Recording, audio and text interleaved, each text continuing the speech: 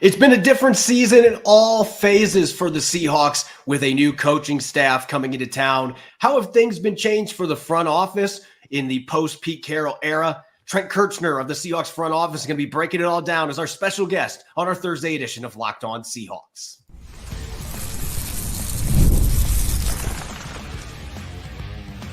You are Locked On Seahawks, your daily Seattle Seahawks podcast, part of the Locked On Podcast Network. Your team every day. Greetings, 12. This is Corbin Smith, host of the Locked On Seahawks podcast, your daily Seahawks podcast, part of the Locked On Podcast Network, your team every day. Glad to be joined, as always, by my co-host in crime, Rob Rang. And a special thanks to all the 12s, whether you're listening in nearby Port Angeles, Washington, or in the middle of the country in St. Paul, Minnesota. We greatly appreciate each and every one of you for making Locked On Seahawks your first listen 5 days a week. We're going to be joined by a very special guest, Trent Kirchner, the VP of Player Personnel for the Seahawks, as our special guest on today's show to dive into everything that went down in this offseason for the Seahawks. Plus, we'll be continuing our 90-man countdown, looking at numbers 84 through 82. This episode is brought your way by our friends at Game Time. Download the Game Time app, create an account, and use the code LOCKEDONNFL for $20 off your first purchase. Terms apply. Joining us here on the Locked On Seahawks podcast, he's now in the midst of his 5th year as Vice President of Player Personnel for the Seahawks. Trent Kirchner has been with the organization dating back to when John Schneider arrived in 2010. Trent, we greatly appreciate you taking the time to hop on the show and dive into Seattle's offseason with us. Thanks for having me. I appreciate it. Good talking to you guys. This is an interesting offseason for everybody in the organization. Obviously, the term is getting thrown around, unfamiliarity, new. You have a brand new coach for the first time since you've been here in Seattle. Being in charge of both college scouting and the pro personnel aspect, how different has this process been this year with Mike Macdonald and having a basically all-new coaching staff aside from Carl Scott? How has it been different in free agency and looking at different types of players to bring in with that new staff? Yeah, sure. I think it kind of takes me back to 2010 when Pete came in with him. You got to just learn the coaches, figure out what they're asking each person position to do on the team. And they have to communicate really well with us in order to get an idea of what the responsibilities are of each player, each position on the field, So just really getting to know them is the biggest thing, and how they're going to coach, and what responsibilities each player has. All right, and first off, thank you so much. Trent, you and I go back a few years, and Corbin and I have been very fortunate enough to interview a lot of the guys that you've worked with in the past, or even currently here with the Seahawks. And of course, one of them is the general manager that you've worked with here for an awful long time, and John Schneider. There's going to be so many questions about the difference from Pete Carroll to Mike Macdonald. Of course, I'm curious about how you've changed, how John Schneider has changed over the past, decade or so, in which you've been working hand in hand together in Seattle. I think that's one of the great things about John is just he's so consistent. He is who he is each and every day. Not too high, not too low. And he's consistently trying to be innovative and come with new ideas, whether it's analytics, telemetry, the game speed stuff. Anything we can do to get better each and every day, that's what he wants us to do. So I can't say he's changed a whole lot as a person.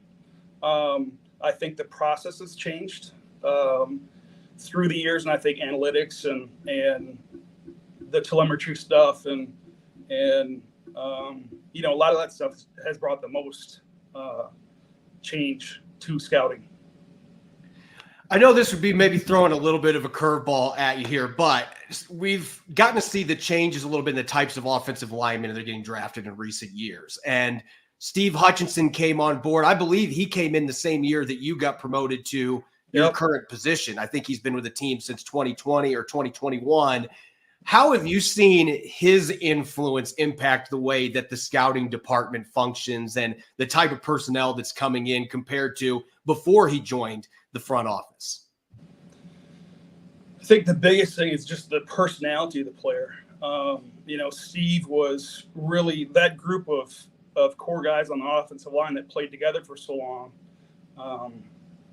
While each of them were different, they all had the same common goal, and they joked around together. They went out and drank beer together. They just had that cohesiveness, and I think a lot of it just boils down to what's inside the person, from mental capabilities, mental toughness, how cohesive they can be with others. It's really one of the more unselfish positions on the team. You're not getting a whole lot of credit unless things are going, bad. You're getting ridiculed all the time. And when things go good, it's just expected. Yeah, and just to kind of tie in with that, of course, Steve Hutchinson here, I believe was a voice in the room when it came to the selection of Christian Haynes. And as you just said, Trent, offensive linemen very rarely get any kind of kudos, and yet this is a guy at the University of UConn, or University of UConn, at UConn, that got an awful lot of credit, despite a club or a team that didn't have a lot of success on the football field. A lot of people, when they think of UConn, they think of basketball. What is it about Christian Haynes? Obviously, your first offensive selection this year that you really think is going to make him be able to contribute early in his NFL career? One of that just being the mentality, the makeup of the individual. He's intelligent, it's important to him.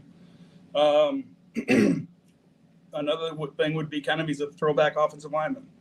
He's got a big old ass, big old belly, and he's not sexy, but he's really effective in both phases.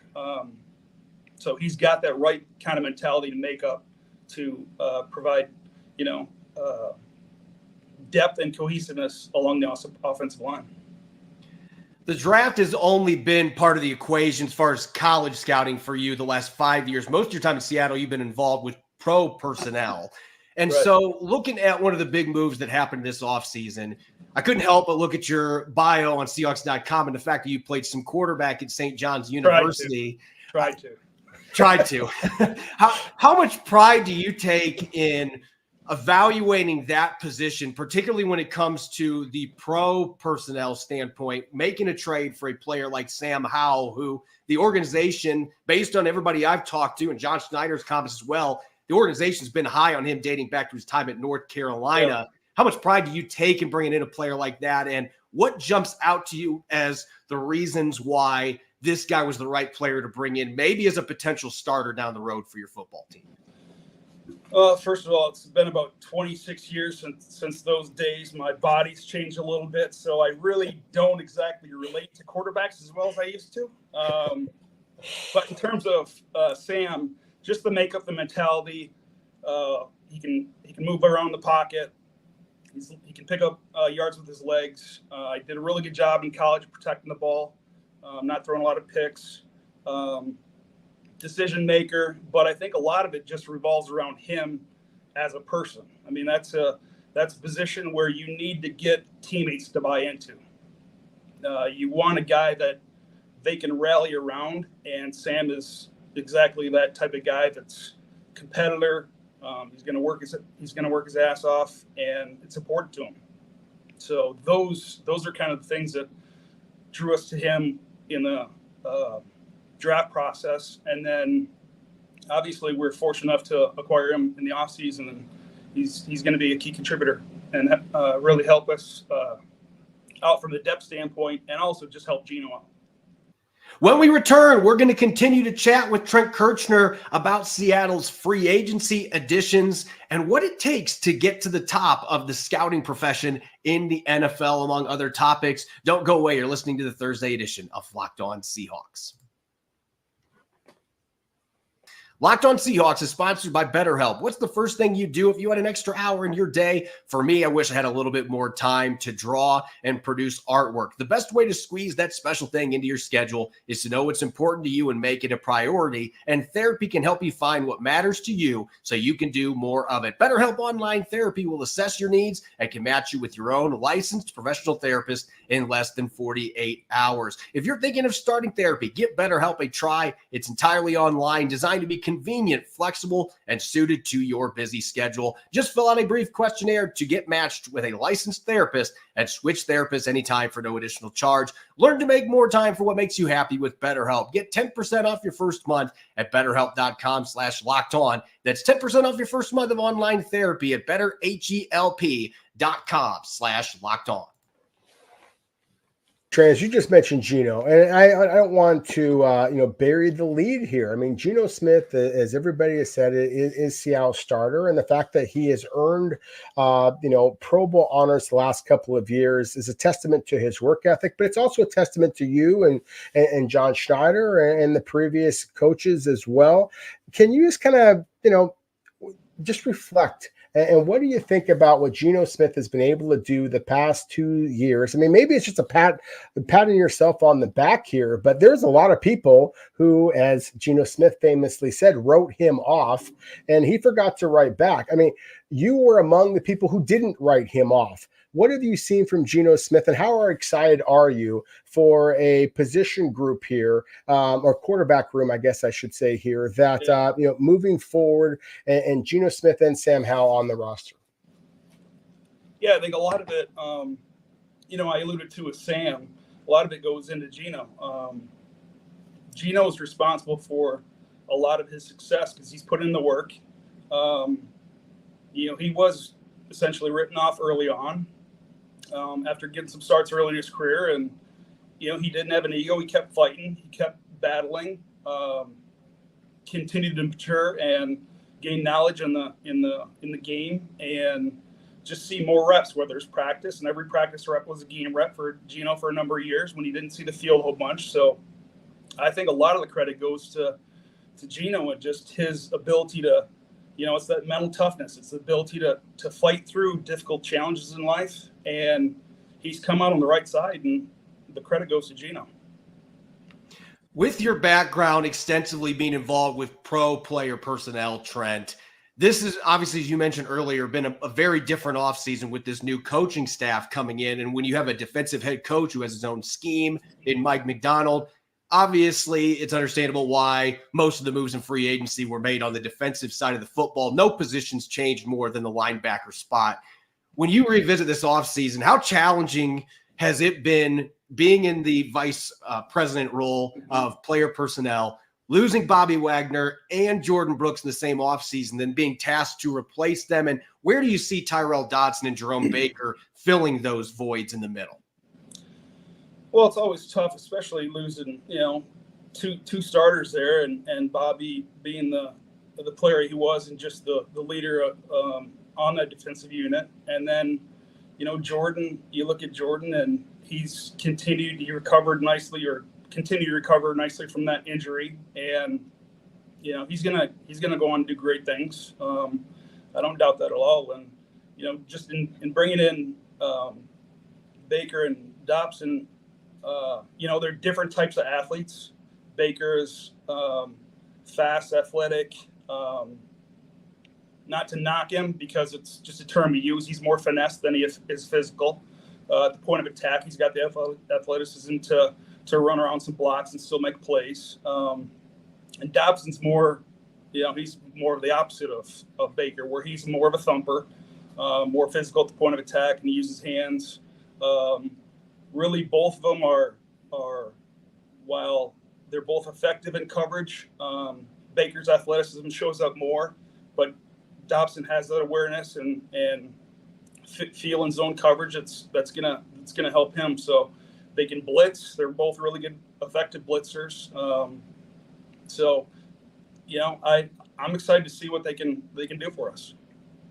No, and I think that Seahawks fans are excited about that as well.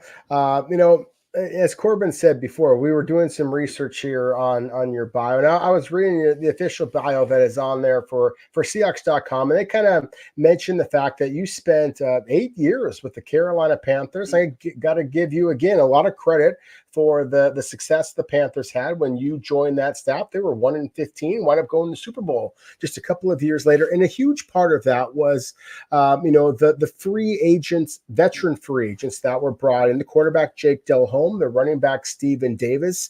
We just mentioned 2 free agents that the Seahawks signed there, and the 2 linebackers. Maybe it's Laken Tomlinson. Maybe it's the safeties. Maybe it's a wide receiver like a Laviska Shenault. Is there any of the free agents, other than the linebackers you just mentioned, that you think the Seahawks fans should be particularly excited about? I think it's great. Both the safeties that we brought in have been extremely vocal, outstanding leadership qualities to them. Laken's been huge for the offensive line. He's a vet that's been around for a number of years.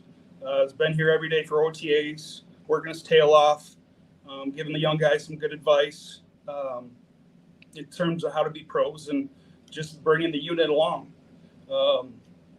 Fun fact about Jake Delhomme was I was with the Redskins with John, and we were going to bring him in to the Redskins to be our quarterback the year after. We got fired after 1 year. We were going to try and bring Jake in as a free agent in Washington, and I ended up going along with Tag Ryberry to Carolina, and we signed Jake there. Brought it to the Super Bowl in the first year. So these, they're not always sexy signings free agent wise, but you obviously like to build through the draft, but there's times where you have to offset certain positions and continue to gain depth. You only have so many draft picks, so you want to be selective with how you sign free agents and who you acquire. And I think with the free agent class we brought in this year, the leadership is going to be felt throughout the locker room.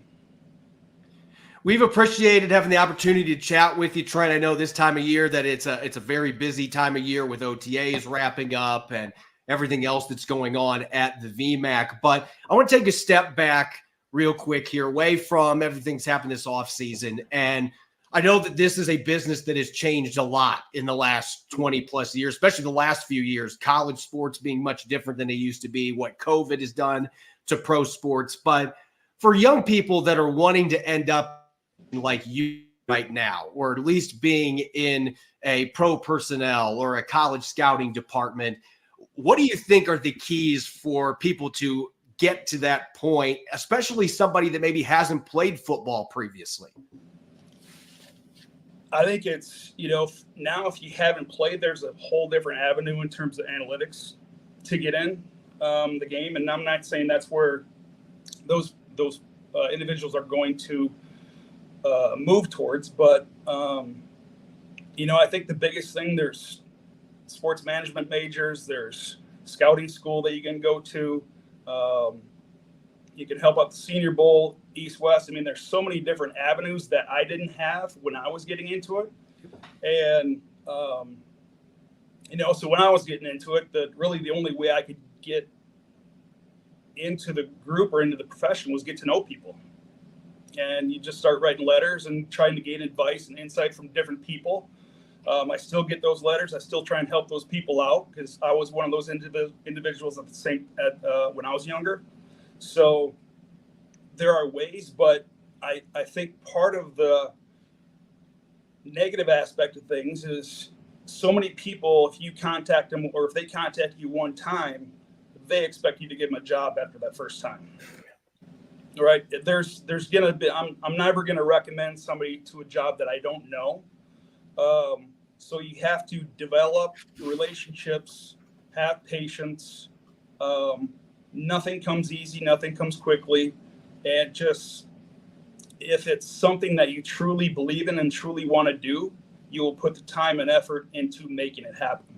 So I guess the one advice I would have is just persistence and have a work ethic and be willing to learn and adapt, because I've had to adapt in the profession here, just like I was alluding to with analytics, and there's different things that go into scouting that we're not part of scouting when I first got into it. It's all about building connections, Trent. I guess we could say that with any job, but you got to be able to build connections with people. That's right.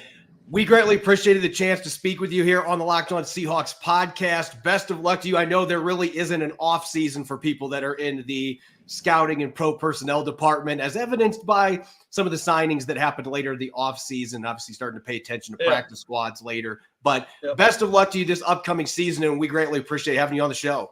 Thank you guys very much. Appreciate it. Thanks, Trent. Appreciate it. Thank you. When we return, we're going to be diving into our 90-man countdown, our third set of 3 players. We got 3 more undrafted rookies we'll be taking a close look at with numbers 84 through 82. Don't go away. You're listening to the Thursday edition of Locked On Seahawks. This episode of Locked On Seahawks is brought your way by Game Time. You shouldn't have to think about skipping a mortgage payment so you can buy tickets to your next big event.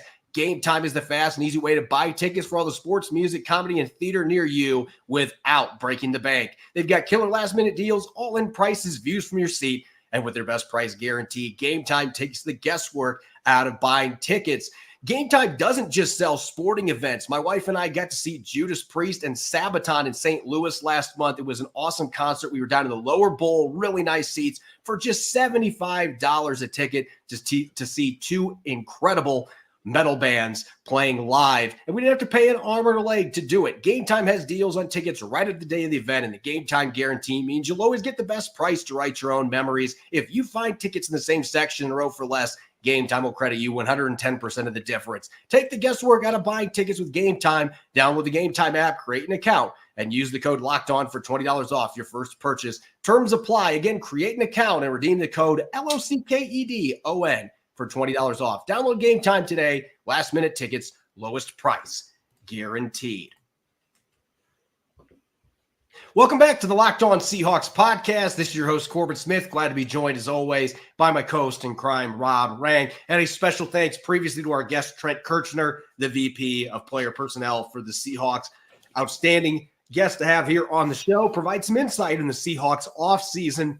We're now going to switch gears, Rob, to our 90-man countdown, and it's all undrafted rookies to this point, and that's not going to change. Not surprising at the bottom of the list, these are players that weren't drafted that are going to be trying to prove themselves and be sleepers to make the 53-man roster. And starting off at number 84, this is maybe the first player we have talked about to this point where you and I share of this opinion that D. Williams could be one of the undrafted rookies in this class that has the best path to making Seattle's roster because of his special teams capability. Former JUCO player, had really good numbers at the JUCO level, but last 2 years at Tennessee barely played at corner and receiver where he moved to last year, but he was as electric of a kick returner as any player in college football for the Volunteers. 2 kick returns for touchdowns, has the ability to return punts as well. Runs faster on the field than the 4.52 that he was clocked in the 40-yard dash. He just has that innate ability to find space and then rocket through creases to get big yardage on returns. And even with the new kickoff, has a little stockier build. I think he's one of those guys that can play really well in this set of rules as well as the traditional kickoff returns. No, I 100% agree with you, Corbin.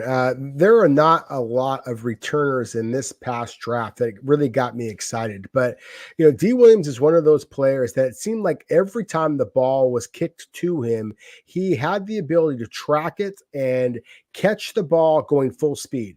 And I really do think that might be something that makes him a very dangerous weapon in today's NFL era, where you are going to have a little bit more of an opportunity to be able to set up blocks, see them happening as you go.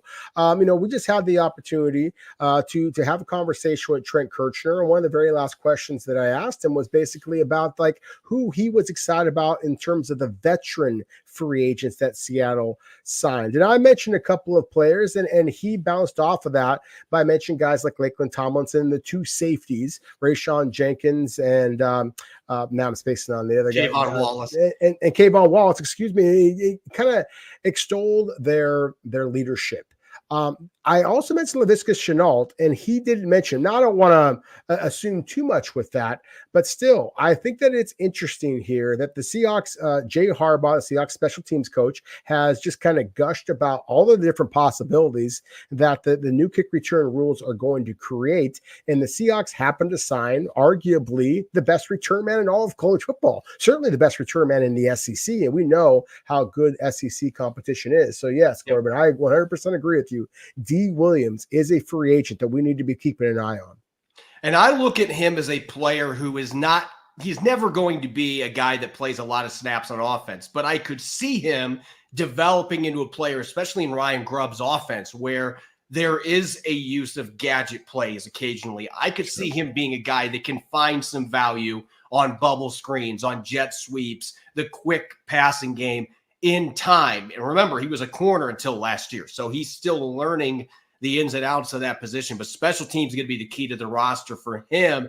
Going to the defensive line now, Devere Levelston, previously playing at SMU. Maybe the most notable factoid about him is that he played at DeSoto High School alongside first-round pick Byron Murphy, and now the two of them get to play together again with the Seahawks. And Levelston, a couple years ago, if he would have been eligible for the draft in 2022, Levelston might have gotten picked on day 3. He had 6 sacks that year for the Mustangs, and it looked like he was an ascending prospect as kind of that hybrid 3-4 outside linebacker, 4-3 defensive end prototype. But the last couple of years, the production just has not been there, at least as a pass rusher, has not generated the pressures or the sacks. But there is a past track record of him being able to do that. And he's got enough size that he can move him around the line a little bit, not big enough to play a lot of snaps inside necessarily, but there could be some versatility with him. I think this defensive line is going to be really tricky for a player like Levelston to be able to make the team. Practice squad is probably the ceiling for him.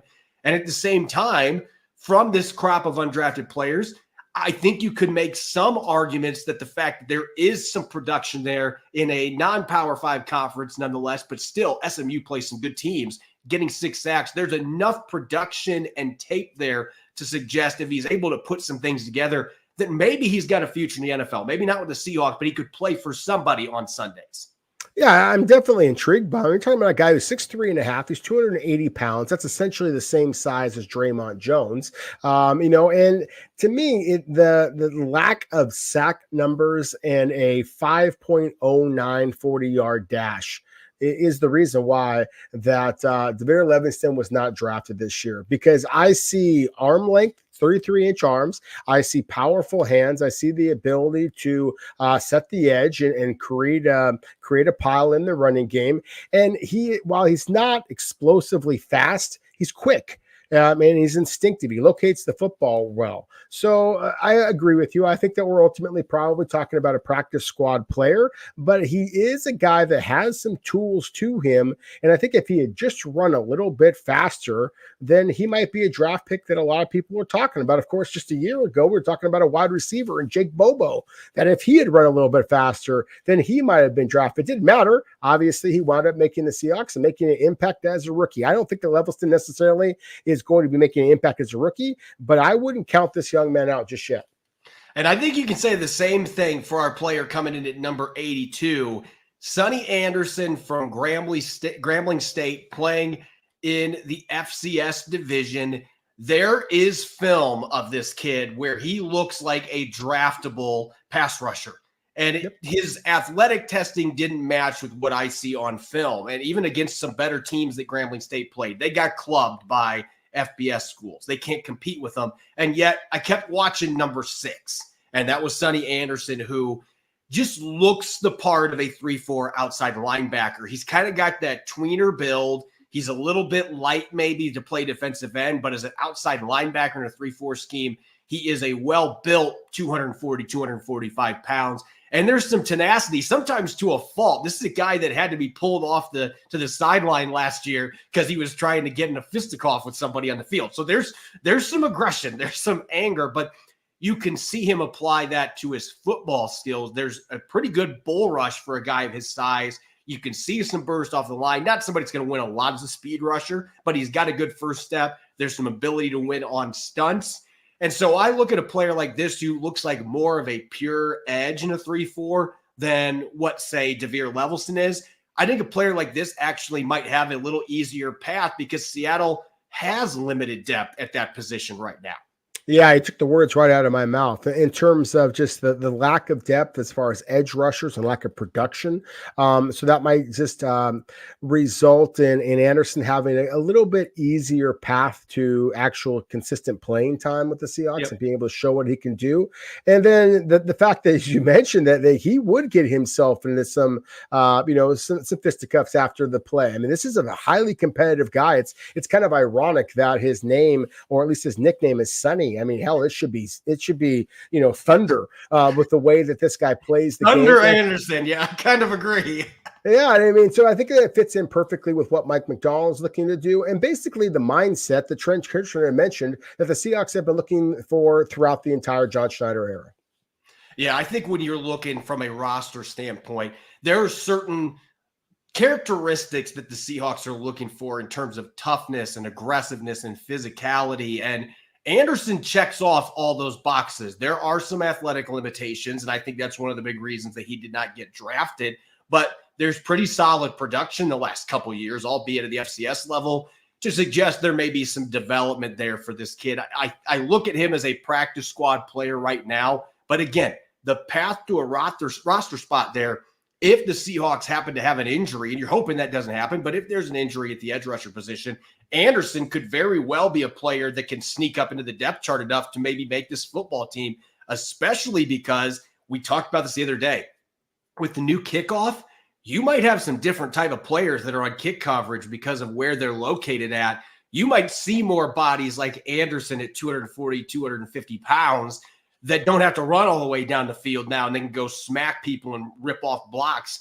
Those might be players that are better suited for these new rules. So it may change the complexion of what type of guys get those last couple of roster spots. And that's what I'm really fascinated to see with the kickoff rules and how it impacts the 53-man rosters across the league. As always, you can follow me on X and Threads at Corbin Smith NFL. You can follow Rob at Rob Rang. Make sure to subscribe to Locked On Seahawks on YouTube and wherever you get your podcast to make sure you don't miss a single episode. Coming up tomorrow, we got our Blue Friday episode. We're going to be breaking down the reported signing of a new quarterback for the Seahawks and much more. You won't want to miss it. Thanks for listening in and enjoy the rest of your Thursday. Go Hawks.